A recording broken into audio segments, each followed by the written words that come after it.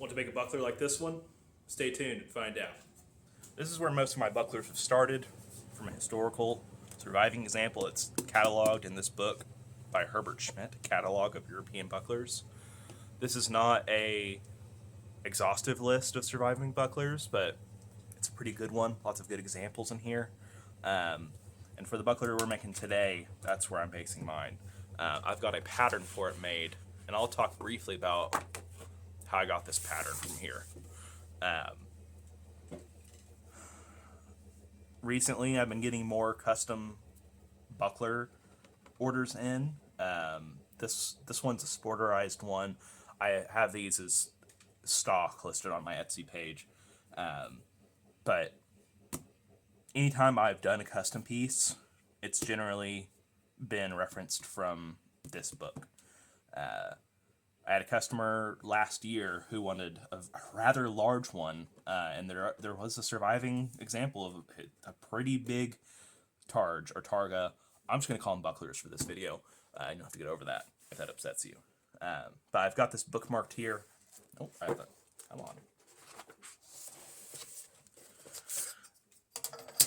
This is where I get all my measurements from.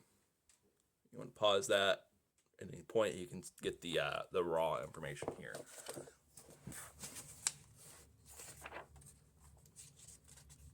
And these have pretty subtle curves to them on this one, and I'm not doing the cage or the catchment bars and the hook.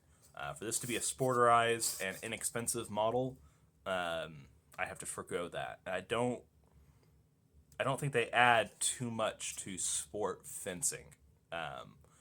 The amount of space that you need to add to these catchment bars for them to actually catch things reliably is a pretty big gap.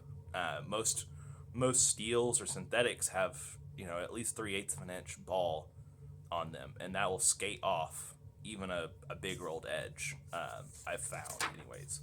We're also not doing this handle. We're doing a simplified one, again, to make this economical. There's a lot of variety in these handles. This is just a folded piece of sheet metal, a rolled piece of sheet metal riveted on. Obviously, this one's a bit more complex, but not even that much more. There are some really nice ones like this. And again, sheet metal, anywhere from 14 to 18 gauge sheet metal. And then there's some less than stellar ones, but just giving you a few examples. If you're making a buckler like this, the world's your oyster. There doesn't seem to be a regional or a time or anything like that. Like, there's no style restricted to these bucklers. You can kind of go with whatever that's surviving. Like, it seems like pretty mix and matchable. I could be wrong. Make fun of me for it. Now, for getting the pattern here, you have this set of information, this data here, these measurements, but they're not the best. I'm not saying that they're not accurate, but I drew this little diagram out for you. I don't think they measured along the geometry of the buckler. I believe they measured from point to point on it. And that's fine, but you have to do a little bit of math to be able to get the size that you need for your pattern. And it doesn't have to be crazy, and it doesn't have to be insanely accurate. If it has to be 1-to-1, I hope your customer or you can afford to go to the museum and measure out the piece that you're wanting to replicate. Most people don't care if it's plus or minus an inch, right? So you can get close enough with this method. It's not that complex. I understand if you know anything about math, finding the the surface area of a complex curve, probably not the easiest thing. I don't know how to do it, right? Or not accurately, but this method I've developed is close enough. I like to break up these wavy bucklers in circles. If I know how wide and how deep each section needs to be, I can kind of pick a circle that would fit into that. And obviously it won't match that shape perfectly, but I can use that, the diameters of these different circles I know would fit into there, and then use that to get the circumference of these circles, and then add them up to get the actual length of this buckler, as the sheet metal length of this buckler. I know that might sound complicated. It's not. This is just an example. This isn't for this piece. But if I knew that three 3-inch circles could fit into the spots that I need them to, I can find their circumference, cut it in half, and then add them together to get the actual length of sheet metal I need to cut out. Also, needing to add in an amount for a rolled edge. You should do a rolled edge on these, especially for sport. A raw edge will not hold up very long. Your buckler will dent easier, and it's going to chip and tear and become more of a hazard than anything. Again, this is for sporterized bucklers. There are period bucklers that did not have a rolled edge that got beat up. I mean, some of them survived, obviously, and you could say that, well, they catch edges better, correct, but it made the item more consumable, which I think bucklers are consumable things. I know in our modern day and age, we don't like to think of these sort of things as limited life. We like to think of them as these forever objects that I got my buckler and it should last me my whole life. I don't think that was the case. I think a lot of people were chewing through bucklers if they used them regular. But different topic for a different day. Just for an example on this pattern, the upper width was supposed to be 255 millimeters. On my pattern, it is like 295. Obviously, that's to account for the geometry, the wave of the buckler, and enough for a rolled edge. Hopefully that makes sense. I can do a better book review on this book in the future, where I go over the different typologies and whatnot, what all this book has in it, and more of my thoughts and comments on it. But for right now, this is where I'm getting the data for this buckler. Even though it's a sporterized version, I'd say it's pretty close to this surviving example. And that's how I got this pattern. All right, hopefully that 3D printer in the background over there is not being too loud for you. It is a rare cold day in Oklahoma, I tell you. It's one of the few days I get to put gloves on. But here before you are the tools I'll be using. Most of the tools I'll be using for this project. Surprisingly, these are a lot easier to do than the traditional buckler that comes to mind, or at least to my mind, that has the round boss in the center and is circular. That not to say that it's easy, but the raw shape of that curve and rolling the edge on these with the way I'm going to show you how to do it, a lot easier. So hopefully that doesn't discourage you. Really, there's only 2 hammers that I use, and I'll be using other tools that aren't, like I said, that aren't pictured here. But I think with the stuff I'm going to show you, you should be able to do it with minimal tools. But we'll get to it. For hammers, a soft mallet of some sorts. I use just a rubber cheapo one. I got this for I think $5 at Harbor Freight. Dirt cheap. Anything that has a soft face that won't mar. And then for my hammer, this is an auto body hammer of some sort. I'm only really using this flat face. Also, keep in mind, it's better. Mine's a little beat up, so you should have a clean face on yours. But if not, I mean, it's no big deal, really, honestly. But any, like a normal ball-peen hammer, any flat-faced hammer, or even slightly round-faced hammer will get the job done. And I should mention, this is for rolling the edge and maybe setting rivets. A ball-peen hammer would do it better for the setting the rivet parts. I'll use one for that, but just saying you could get it done with this. And this is for part of the shaping of the curve. And again, we'll get into it as we go. Obviously, eyes and ears, make sure to wear these. Don't lose an eye or damage your hearing over this shit. It's not worth it.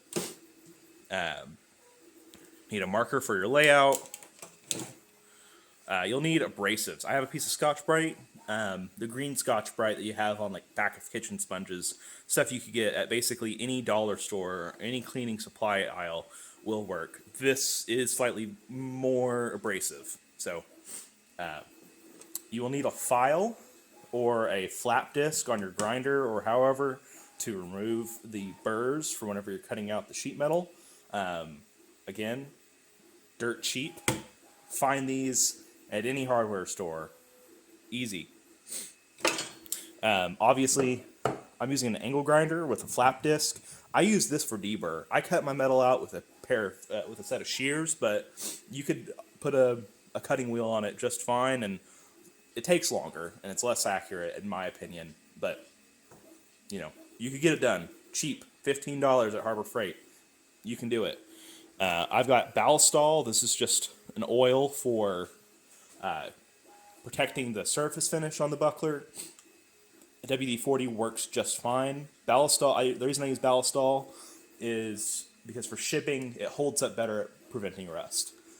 I use WD-40 all the time, though. So this is more expensive. Use whatever oil. You could use olive oil. You could use any of the cooking oils, like the canola oil, right? That also works. It just kind of smells. A drill.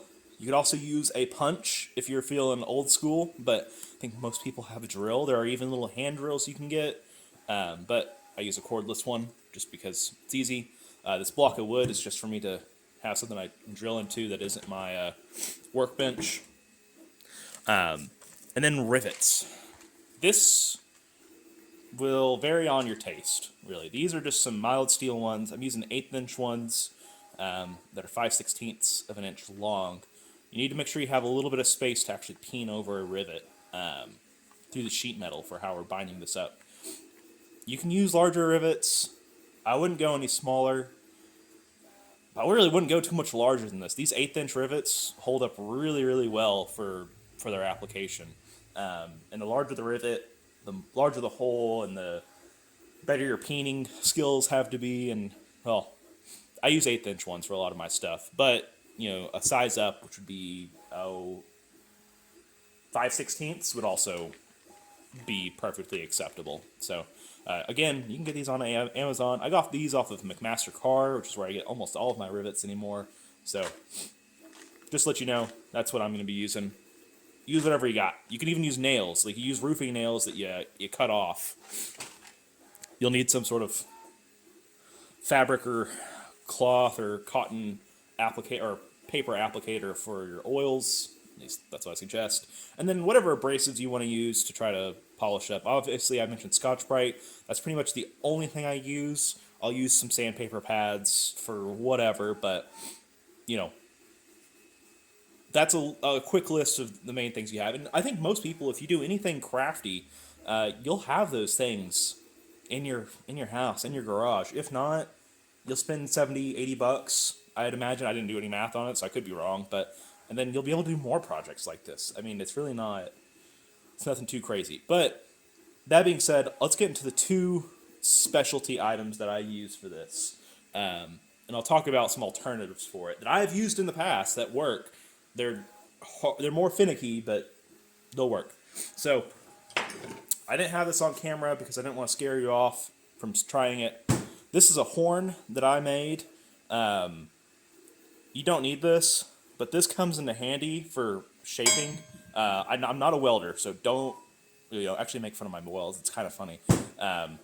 But this thing helps because my horn is kind of short. You don't need a horn. In fact, I'll go grab the alternative for what you can use.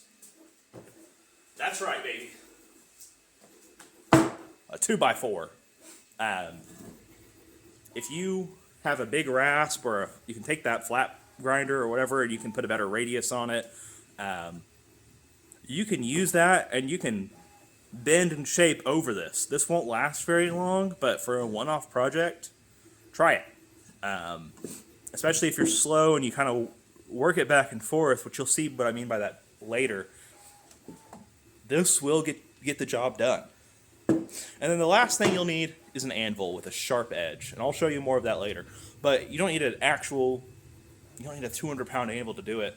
Most vices will have an edge you could work off of, or anything with a acute edge will help immensely. So you could use a chisel if you really wanted to. Harder to do. An anvil is better, but you could use a metal cutting chisel, dirt cheap, You can find them everywhere, or some sort of sheet metal folding application for the edge. Whichever one you want to use. I'll show you how I do it though. Now this is what I use for cutting down a lot of my sheet metal stuff. It's a bench shear. This is about $100 or so whenever I got it. Obviously more expensive now because inflation's a son of a bitch. But let's not worry about that, Nathan. You can use an angle grinder cutout, but you'll see this is a lot faster. And it's just a big lever, right? So I can just kind of line everything up that I need to and then pull the lever, so to speak. It takes a bit of skill starting off, but you'll see how fast you can really get metal cut out with this thing.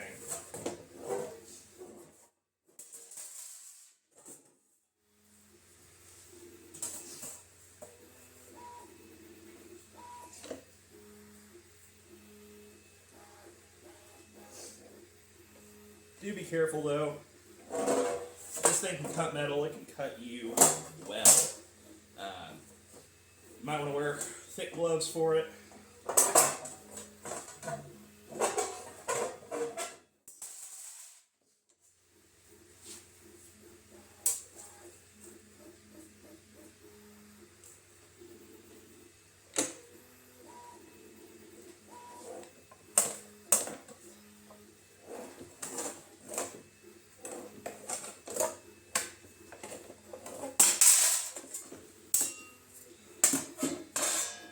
There you go.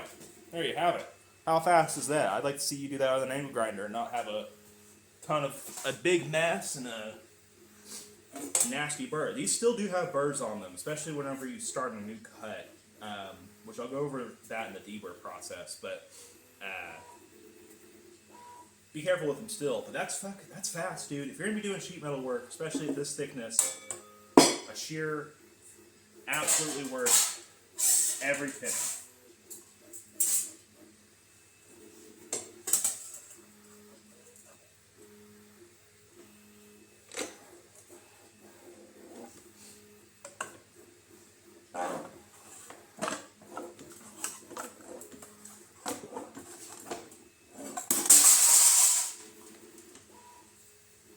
Now on these, if you're using a shear, you might want to pre-drill holes at these starts. I don't do it because I don't think it's necessary. But it's easy to cut too far with these.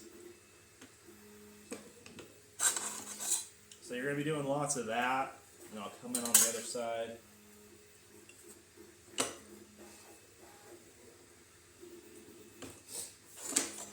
Again, I'm just ending, you can see that there. I'm just ending those cuts pretty darn close, so that way it's weak enough to where I can just... Now, that's going to take some skill to start doing, or at least the first several that I did like that were not that clean. But if you practice it, you'll get better at it. And like I said, just 2 cuts and then a little work, and then you're done. All right, so for this, we got our sheet metal cut out and deburred. Be very careful. You need to make sure there's no little bits on this edge or on any of the edges, because the way I'm going to show you how to lay out your marking lines for the rolled edge, you don't want to be dragging your finger across a burr. I've done it a couple times, not fun. So just very lightly go through each corner. I use that 40 grit sandpaper wheel and then 120 grit pad and scrubbed over, made sure there's no burrs from it. And then what you can do is you can kind of like set your finger a fixed distance on the sheet metal and kind of use a marker that's dying for ink. Come on, you son of a gun. Alright, we're gonna get a different one. Alright, hopefully this one will be better. But you kind of set a fixed distance on it and trace all the way around. And you're going to want to do this for the whole thing here. And this value, like this distance, obviously I didn't measure that. I'm just eyeballing it. You need at least 1/4 of an inch in my experience to do this. And I'm not quite doing a true rolled edge on these. Again, just to expedite the process, really. It's more of a folded edge, but I'm not sure there's much of a difference other than the aesthetics. I think strength-wise, they're pretty identical. But that's what you gotta do. Oh my goodness, I'm having such a fun time with this marker. Yeah. Laid out our edges. Alrighty. Now, this is the hardest part of this whole project. It's going to be folding over or rolling that edge. I start with the tops and the bottoms of the buckler first. I'll show you why here in a minute. But to how I'm rolling this edge, how I'm folding this edge over, so I've got a relatively sharp, I say sharp, it's 90 degrees. Oh, here we go. 90 degrees, but at the very corner, there's a little break. And that's mostly there for me just to get the line marked out, and then I'll fold over the rest. What I do is I kind of support that on my legs, and then I'll go through and tap down the line. I'll probably try to quiet this bit up for you so it's not just bang, bang, bang, bang, bang for 20 minutes.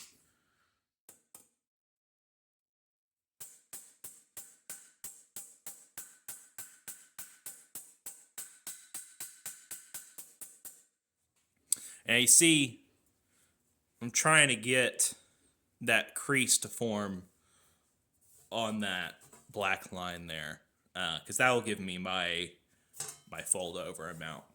But I'm going to go down the length of this on all the way around it, but tops and bottoms first, and I'll show you how we handle these corners.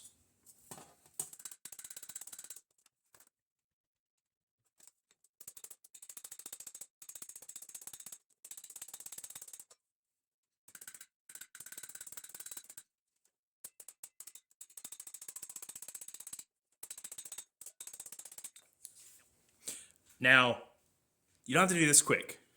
I might be doing it fast for you or slow, depending on how much experience you have with it. Take your time with it.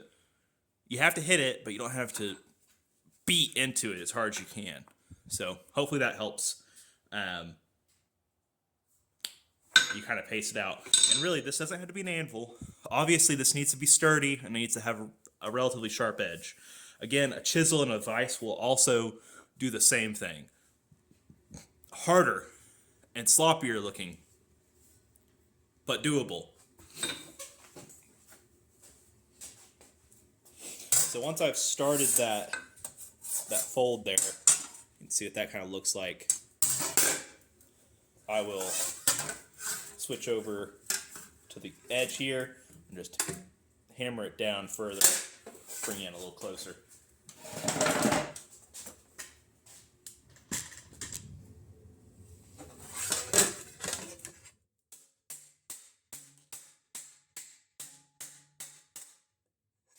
See what I'm talking about? And I'll just keep on doing that all the way down. Alright, now it's getting pretty close to a 90-degree angle, if not already there. You may have a slight curve developing in the piece. Don't worry about that. You can just take a 2x4 and smack the tops of it like on the ground, really, but I just kind of give it a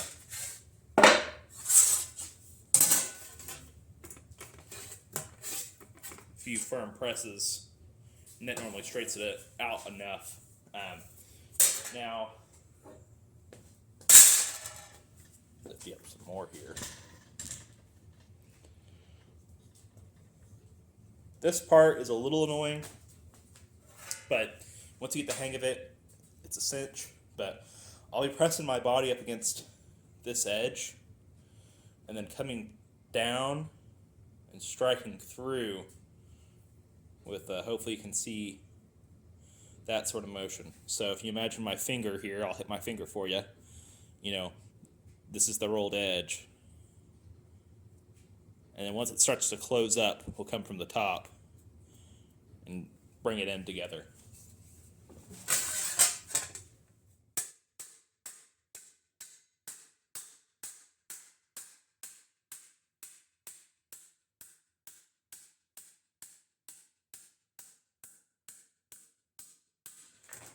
You'll notice I'm not just getting it all the way down on one section. I'm working it back and forth and taking my time with it. It's not in one pass, and that makes the rolled edge look a little bit better. Take as much time as you want with it, really.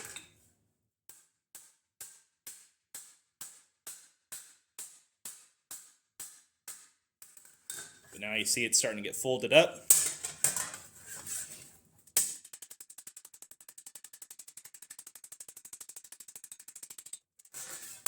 Now I was tilting it up there to see anywhere there might be some gaps still. Don't worry if it's not symmetrical. It gets more symmetrical with practice. Mine isn't perfect.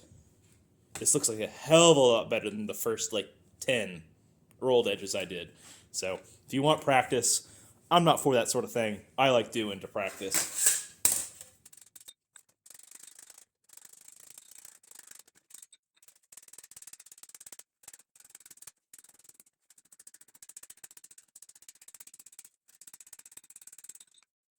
You'll see rolled edges or the folded edges, they're not symmetrical.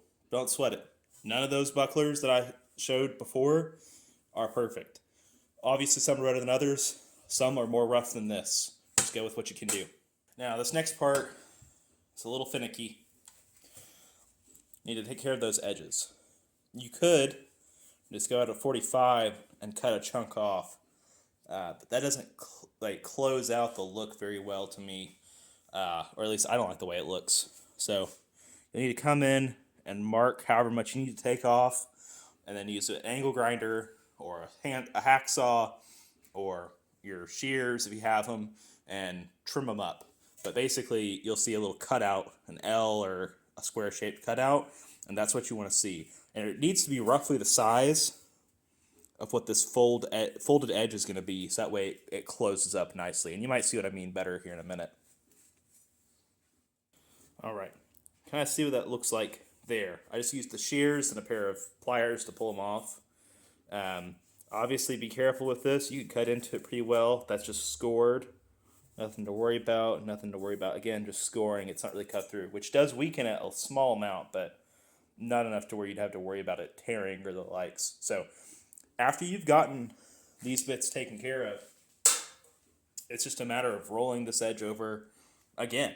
And then you'll want to do some deburr on these bits with the angle grinder, taking off any sharp points and the likes. And then once these edges are folded over, then we can do the shaping. Now, I know you might be wondering, why do I have a horn when there's that horn right there? My horn on my anvil, it's short and curved upwards, which that point will dig into the metal. So that's why I made this. More freedom. Also doesn't have this foot here that likes to get in the way. So normally when you're doing sheet metal work, you'll do the rolled edge after the shaping is done. For this particular project, you can get away with not doing that. So what I do, and there's two ways you can do it, or two directions you can take it. You can start on the back and use your rubber mallet or whatever your soft-faced hammer is, and start the curves this way, so it makes a loose U shape. That's one way to do it. Alternative, start in the middle. I haven't really noticed too much of a difference either way in terms of difficulty. And what you'll do is you'll just kind of go back and forth on the shaping.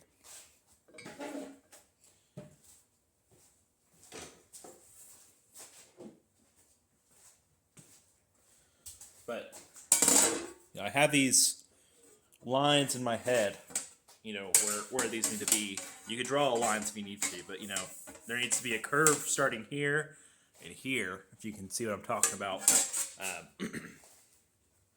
I'll just start with the tip of it.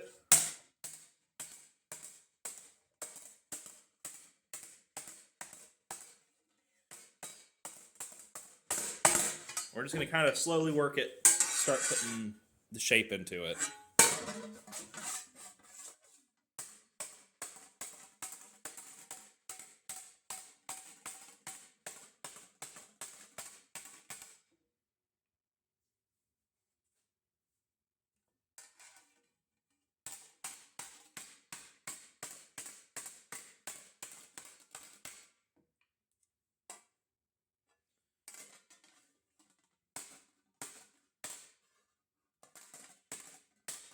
And like I said, this could be done over a 2x4 or the likes with much more effort.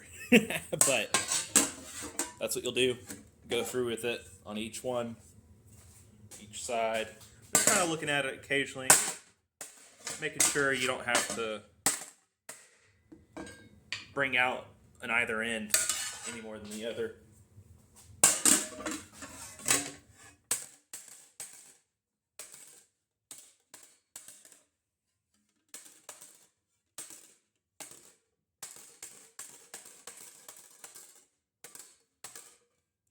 The reason I'm using this rubber mallet is I'm not scuffing up the face as much.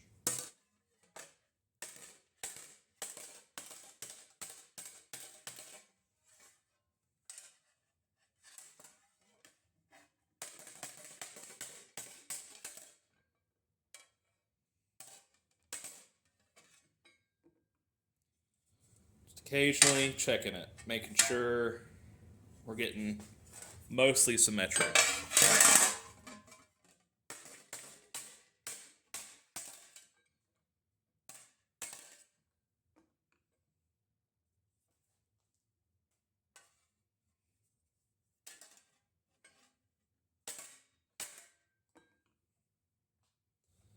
All right, see I got that nice blockage on the camera. Let's see if I can fix that. There we go. Sorry about that. Got that scoop shape, that U shape. And that might look kind of drastic, but whenever we press down on it to get it to its full shape, it's going to take some of that bend out. So, and 16 gauge is a lot harder to do, and this is why I like to do 18 gauge, but it is doable. Just got to kind of put your weight into it.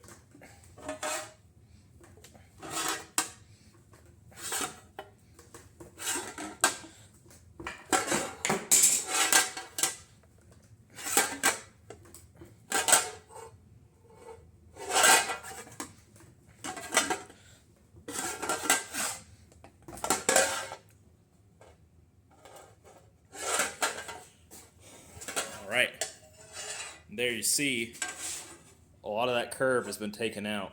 So we'll go through, pick up my hammer.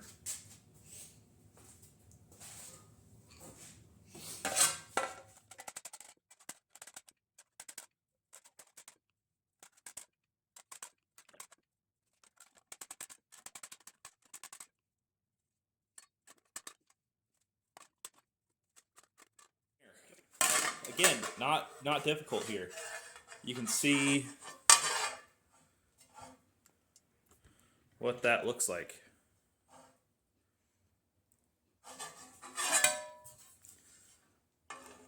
Again, on these, a very subtle curve. It's really all it takes. Okay, so again, a specialized piece of equipment. You could use a pipe that you cut in half.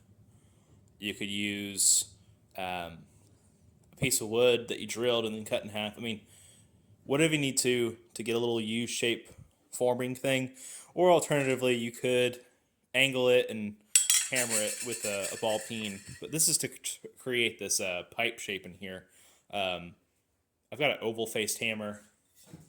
And all I'm going to do is come in and hammer this through. And you'll see what I mean by that. It's this is pretty self-explanatory. But one of these ends, you're going to want to start a fold or start the pipe folding over faster than the other one, so that way one can overlap neatly.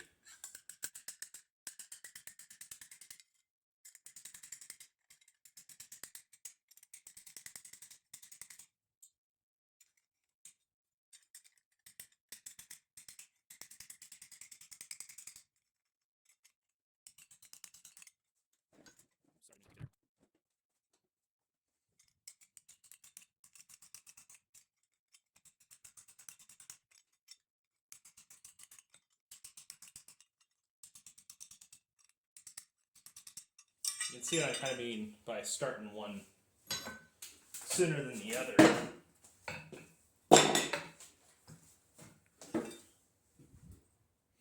Then we'll go over to the anvil to finish this bad boy out.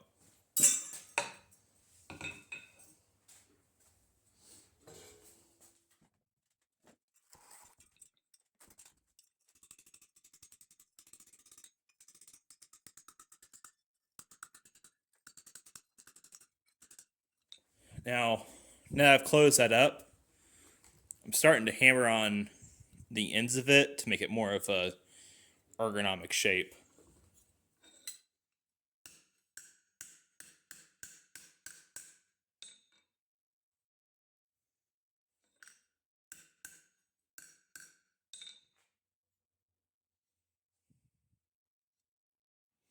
And then, permitted you deburr this well, you might not need to, but it's always a good idea to come in with some sandpaper and make sure there's no sharp bits. So this is the angle in which they're going to be holding it. So these ends are going to have to fold down, and then these further ends will have to kick back. And I'll show you what that looks like. I generally don't measure it, but you need to make sure you have enough space to drill your holes and peen the rivets effectively on this handle. I usually do about 1/2 inch or so, but it's going to vary depending on the size of your rivets. It might serve to put those holes in preemptively, but I find if you have any errant hammer blows, you'll have to re-drill those holes. So I generally just shape them, put the holes in, and then go on with my day. And the way that I get that shape in there, and again, you're holding it like this, so these back ends need to fold inward, or yeah, towards me. So twisting it towards facing away. Am I thinking about that right? Double guessing myself now that I'm on camera. Yes. So again, I'm not marking this. I'm just kind of laying it out by eye.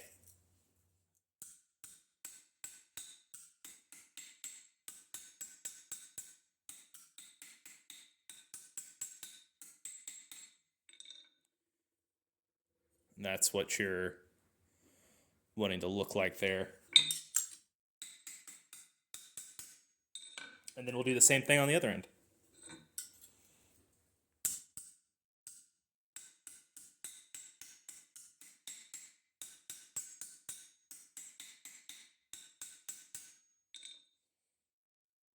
Beautiful. Now, whenever you're forming this, you might end up getting twist on these.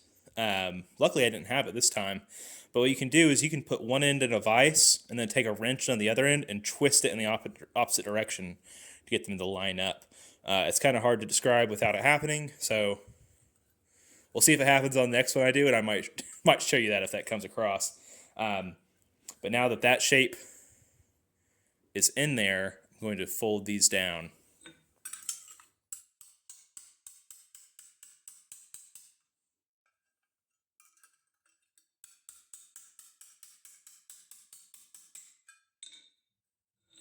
And then once it's like this, you could leave it like that, but I'm going to close them up.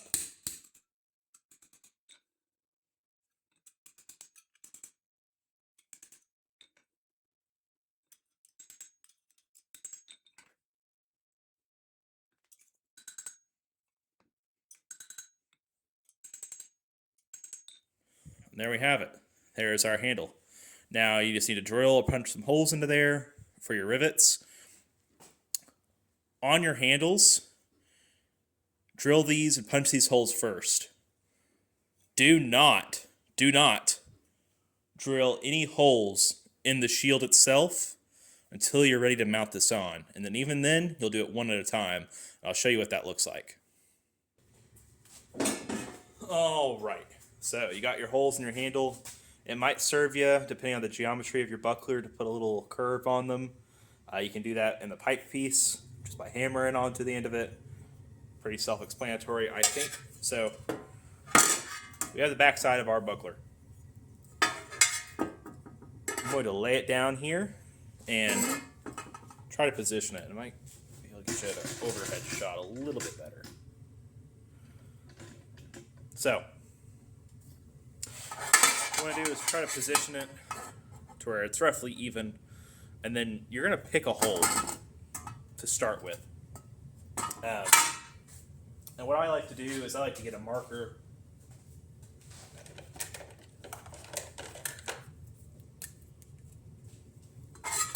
Get the handle roughly where you think it ought to be. Put your mark, and then you'll drill it out. I'm going to move you out of the way so I don't mess this up.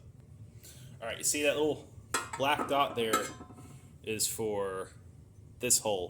So I'm going to drill a hole in there, line it up, sink a rivet, and rivet it on. Again, I'm not drilling out the rest of these holes, and that's because once this gets riveted on, it's going to flex, and so will the buckler. And that hole is going to, those holes you're going to put will not line up with these holes. So you have to do them one at a time. So I'm going to go ahead and drill that out for you. All right, rubber back on the anvil. Got that hole drilled and that rivet pushed through onto the other side. So now I need to support that rivet, which this might be a tricky part, but really just got to find something to press up against that that'll be sturdy. And I normally will either use my horn or a ball stake, or you can even use another hammer in a vise, and that will work plenty fine.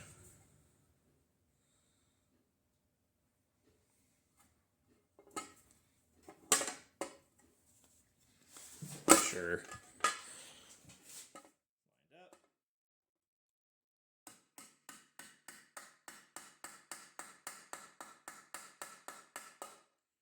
And then you don't want to rivet this as hard as you possibly can, because that makes it harder to put in the other holes and rivets. So you can come in and tighten up after the fact, but we're going to go and put the next hole in. All right, so on this next one, you have a little bit of wiggle room to where you can end up moving it. Make sure your drill can reach past this handle. But just be careful you don't kick it out. Like, I don't put this in here and start drilling and it kicks out a ton, because then wherever that hole's going to be, you have to either fill that hole in with a rivet or weld it or the likes, and that's no fun. It's a lot more work to clean up. So just make sure you get it right on the first go round. And it might be hard to see, but I'm not just going straight down into it, right? Like, I'm not going like this. I'm catching the curve there, because that's where the rivet's going to come out to.